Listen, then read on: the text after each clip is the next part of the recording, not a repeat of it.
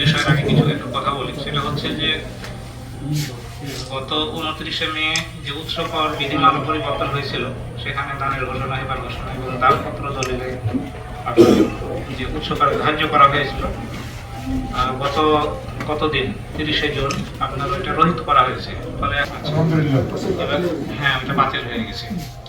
তো আমি যখন আপনার উত্তর অঞ্চলে ছিলাম, দিনাজপুরে ছিলাম, যখন আমার অর্ডারটা হলো তখন আমি মনটা আমার এত ভেঙে পড়ছিল যে আমি বাসায় এসে খুব চিন্তা করছিলাম যে আমি কখনো দক্ষিণ অঞ্চলে যাই না, আমি কীভাবে চাকরি করব। কিন্তু এই অঞ্চলে আসার পরে যখন আমি দেখলাম যে না, আসলে এই অঞ্চলের মাটি, মানুষ একেবারেই আমাদের উত্তর অঞ্চলের চেয়েও আলাদা। এখানে এই অঞ্চলের মানুষ অফিসারদের যে সম্মান করে এটা খুবই বিরল, এবং আমাদের উত্তর অঞ্চলেও আমরা কিন্তু এতটা সম্মান, এতটা মর্যাদা, ভক্তি কখনো পাই নাই। এই অঞ্চলে আমি এসে পেয়েছি এত বড় একটা অফিস, বটিয়াঘাটা আমাদের খুলনা জেলার সবচেয়ে বড় অফিস, অথচ এই অফিসে কাজ করলাম 2টি বছর। তো মনেই হয়নি যে আমার মাথায় কোনো প্রেশার বা কোনো কাজের ঝামেলা। আমি আমার প্রিয় লেখকদের বলেছি যে আপনারা এই কাজগুলো এইভাবে করেন, তারা সুন্দরভাবে সহযোগিতা করে আমার এই কাজগুলো করে দিয়েছে। আসলে আমাদের এই যে কাজগুলো, রেজিস্ট্রেশন কাজগুলো হচ্ছে একটা টিম ওয়ার্কের মতো। টিম ওয়ার্ক কিভাবে? পক্ষগণ দলিল লেখকদের কাছে তাদের কাগজপত্র দেয়, তারপর তারা এই কাগজপত্রগুলোর আলোকে একটি সুন্দর মনন ব্যবহার করে তারা যে দলিলগুলো তৈরি করেন, এই দলিলগুলো এরপর আমার এজলাসে আমার কাছে সাবমিট করেন।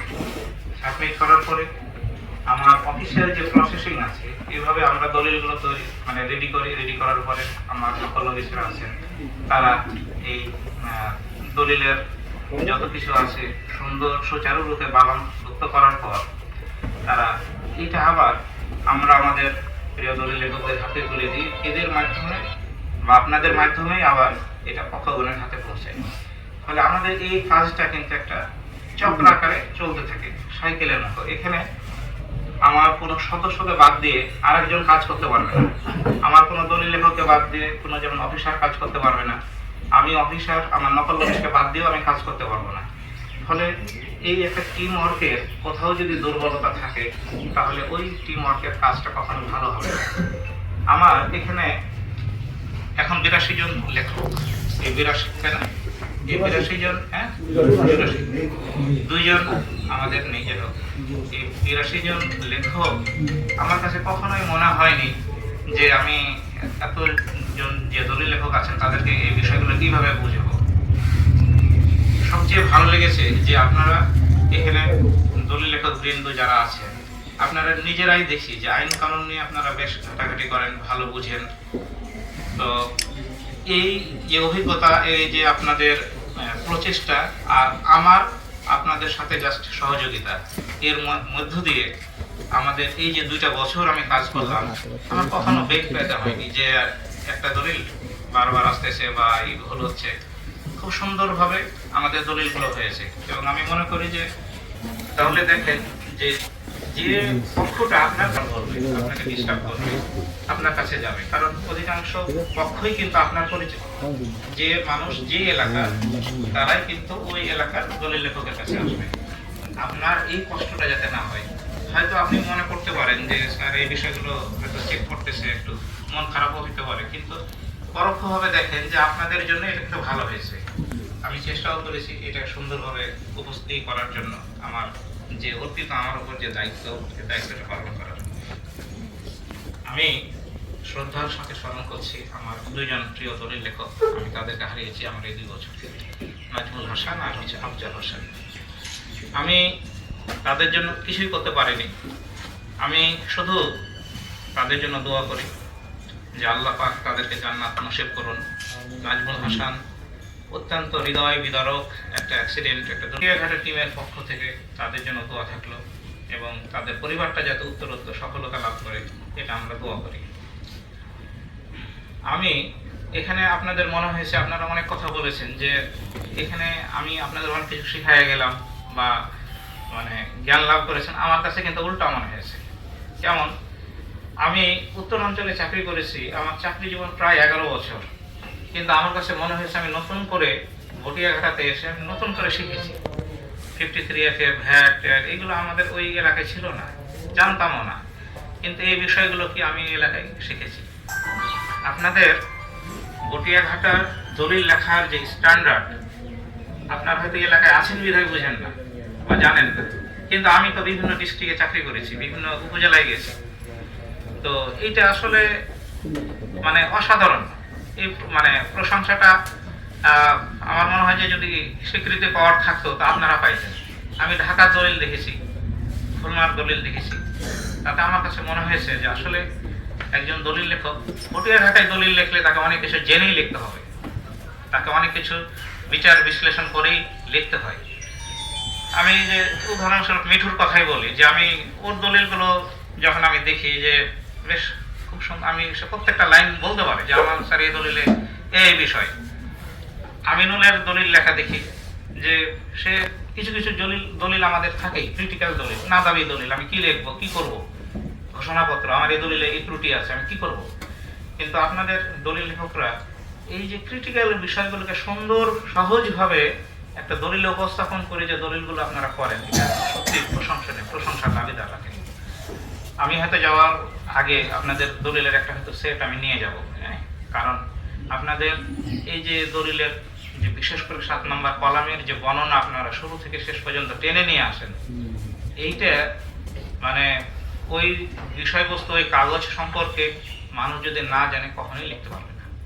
আমাদের উত্তরাঞ্চলে আমরা করতাম কি জানেন, আমরা আরএস রেকর্ড হয়েছে আমাদের 72 সালে, ওই অঞ্চলে আমরা করতাম কি, এই আরএস রেকর্ড থেকে শুরু করতাম যে এই জমি আরএস অমুক রেকর্ডে অমুকের নামে আছে, তারপর থেকে আমরা শুরু করতাম। কিন্তু আপনারা এখানে একটা গাছের শিকড় থেকে শুরু করে একবারে মাথা পর্যন্ত কি আছে সব কিছু টেনে নিয়ে আসেন। এখানে ভটিয়াঘাটার মানুষ, আপনাদের এই উপজেলা দলিল লেখক বৃন্দ, আপনাদের আচার আচরণ বললাম যে অনেক সুন্দর। আসলে এটা আপনাদের প্রশংসা শুধু করার জন্য আমি বলছি না, আমি এখানে কোনো লেখককে আমি যদি বলেছি যে এই কাজটা এভাবে না, এটা এভাবে হবে, সে আমার সাথে কখনো তর্ক করেনি যে স্যার এটা কেন হবে আর কেন হবে না। তাকে যেভাবে বলেছি আমি চেষ্টা করেছি আইন কানুনের মধ্য থেকে। বিদায় বেলায় একটা কথা না বললেই নয়, যে আসলে আমাদের যে চাকরি, আমরা সরকারি চাকরি করি, এই সরকারি চাকরি করতে গেলে এক প্রান্ত থেকে অন্য প্রান্তে আমাদের যেতে হবে, এটি স্বাভাবিক একটা নিয়ম। তো আমি এই অফিসে এসে আমার যে একটা অফিসার সুলভ যে কিছু আচরণ থাকে, যে এক্সট্রা মানে মানে ক্ষমতা জাহির করা, অহংকার করা, এই বিষয়গুলো আমি কখনো জীবনে নিয়ে আসিনি। আমি এগুলো সবসময় জীবন থেকে বাদ দিয়ে আমি মনে করেছি যে এটা আমার একটা পরিবার, অসুবিধা আমার তো তারা এই যে আজকে দেখেন যে বিদায় অনুষ্ঠান আপনারা যে আয়োজন করেছেন, এটাই আমি আপনাদের ভুলতে পারবো না। আপনাদের যদি মনে করতেন যে কি দরকার এটা আয়োজন করা, স্যার আসছেন, ট্রান্সফার অর্ডার হয়েছেন, উনি চলে যাবেন, কিন্তু না, আপনারা আসলে আমাকে 2 বছরে যে ঋণী করেছেন, আজকের এই প্রোগ্রাম দিয়ে, প্রোগ্রামের মধ্য দিয়ে আপনারা আমাকে আরো ঋণী করে দিয়েছেন। আমি উপজেলার যে সাংবাদিক ভাইয়েরা আছেন তাদের বিষয়ে আমি 2-1টি কথা বলতে চাই। এখানে দেখেছি যে ইনারা সব সময় আমাকে সহযোগিতা করার চেষ্টা করেছেন। ওনারা কখনো আমাকে হয়রানি করা, কোনো দুটা দুষ্টু কথা বলা, এগুলো ওনারা করেননি। ওনারা খুব বিনয়ের সাথে সুন্দরভাবে আমার সাথে কথা বলেছেন। আমার যে তাদের যে আচার আচরণগুলো, আসলে এগুলো কিন্তু আমার খুব ভালো লেগেছে। এবং এখান থেকে যে ইউনুস স্যারেরা যান, যাদের সাথে কথা হয়, তারাও কিন্তু ওনাদের এই বিষয়গুলো খুব প্রশংসা দাবিদার। তো আমি খুব বেশি কথা বলতে চাচ্ছি না। আমি যেখানেই যাই, বর্তমানে নেটওয়ার্কের যুগ, আপনাদের সাথে আমার যোগাযোগ থাকবে, আপনারা আমাকে ফোন দিবেন। এখন হোয়াটসঅ্যাপের যুগ, ফেসবুকের যুগ। তো আপনারা যখনই কোনো বিষয় মনে করবেন যে স্যারের সাথে কথা বলা দরকার, আপনারা ফোন দিবেন। আমি কোনো সময় বিরক্ত হইনি, এখনও বিরক্ত হব না। আমার আগের যে অফিস, আমি যেখানে জয়েন করেছিলাম নওগাঁ রানীনগরে, এখনো তারা কিন্তু আমার সাথে তাদের যোগাযোগ আছে, যোগাযোগ করে। যে অফিসে আমি গেছি, আমি মানে তাদের সাথে যে হৃদ্যতা, যে ভালোবাসা, এটা এখনো আছে। আমি তাদের সাথে আমার কথা হয়, যোগাযোগ হয়। আমি হয়তো এখান থেকে বটিয়াঘাটা থেকে আমি চলে যাব, কিন্তু এই বটিয়াঘাটা আমি কখনো ভুলতে পারবো না। এলাকার মাটির মানুষ, এলাকার দলীয় লেখকবৃন্দ, অফিস স্টাফ, আপনার নকল অফিস, সবার কথা আমার মনে থাকবে। আমি এই উপজেলার মানুষের কাছে চিরঋণী। আপনাদের কাছে আমার একটাই প্রার্থনা, একটা চাওয়া পাওয়া, আপনারা আমার জন্য দোয়া করবেন। আমি যেখানেই যাই সুন্দরভাবে কাজ যাতে করতে পারি, আমি যাতে মানুষের উপকারে আসতে পারি, আমার দ্বারা যাতে মানুষ ক্ষতিগ্রস্ত না থাকে। আপনাদের কাছে এই দোয়া আমি চাই। আর আপনাদের এই যে আয়োজন আপনারা করেছেন, এই আয়োজনের জন্য আমি আন্তরিকভাবে আপনাদের ধন্যবাদ জানাচ্ছি। আপনাদের জন্য আমি আল্লাহর কাছে দোয়া করি, আল্লাহ পাক আপনাদের ভালো রাখুন, এই অঞ্চলকে ভালো রাখুন। এই অঞ্চলে যাতে আর কোনো দুর্যোগ না আসে, আল্লাহ জানে, আল্লাহ পাক যাতে সেই দুর্যোগগুলোকে বন্ধ করে দেন, এই এলাকার মানুষকে আল্লাহ ভালো রাখে, এই কামনা করে আমি আমার সংক্ষিপ্ত বক্তব্য শেষ করছি। আসসালামু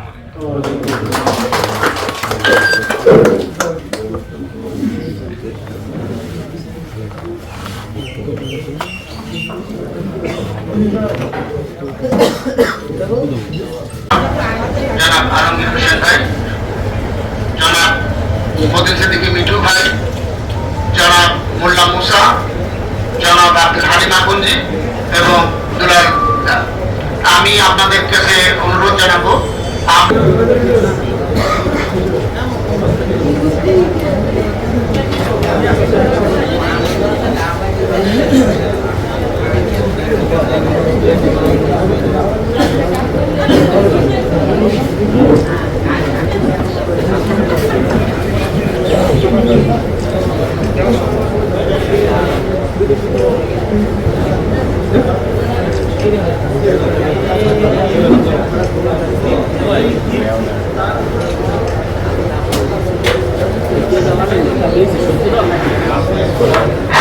এই পর্যায়ে স্মৃতি হিসাবে স্যারকে একটি স্মৃতিচিহ্ন উপহার দেবে আমাদের দলীয় লেখক সমিতির সভাপতি জনাব আমিনুল ইসলাম।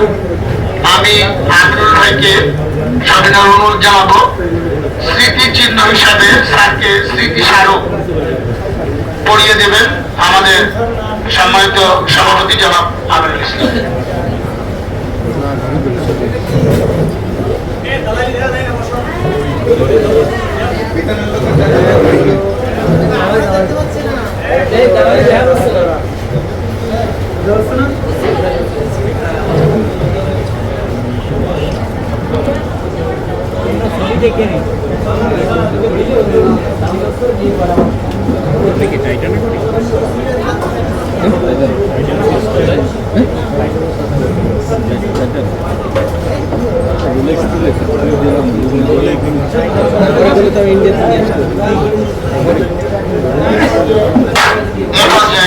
আমাদের উপদেষ্টা জনাব আলমগীর ভাইয়ের পক্ষ থেকে স্মৃতিচিহ্ন স্যারকে প্রদান করছেন আলমগীর ভাই।